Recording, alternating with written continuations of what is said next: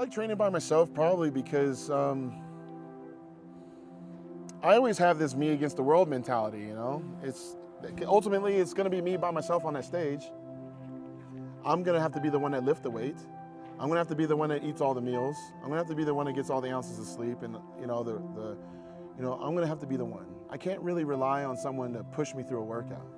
Is it nice to have someone there that's training with you? Absolutely. I wouldn't mind having a friend of mine that would like to do it, but even my close friends know that I like training by myself. I like putting my headphones on and zoning out from the rest of the world and just focusing on what I'm doing. And maybe that's because I grew up as an only child. I did a lot of things by myself, and I have no problem training by myself, going to a movie by myself, staying in a hotel obviously by myself, flying by myself. But it is tough. There's days where, when you're doing legs and you're piling on the plates on the leg press machines and it's just you doing it. But then I keep telling myself, I'm like, Phil, you're actually getting better because you're doing this by yourself. You don't necessarily need someone yelling at you to go lift that weight. You can yell at yourself.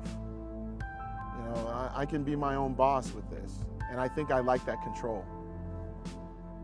I think it's probably because I'm having a good time.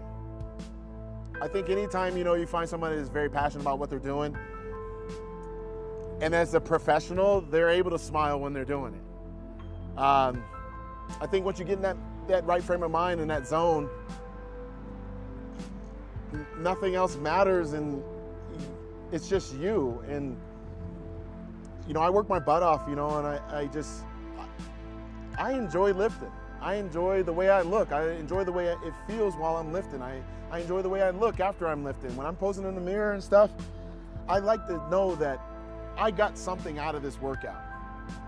And having a training partner could be helpful, but if they're pulling half the weight up for you just because you're trying to stack on too much weight, I don't think it's helpful at all.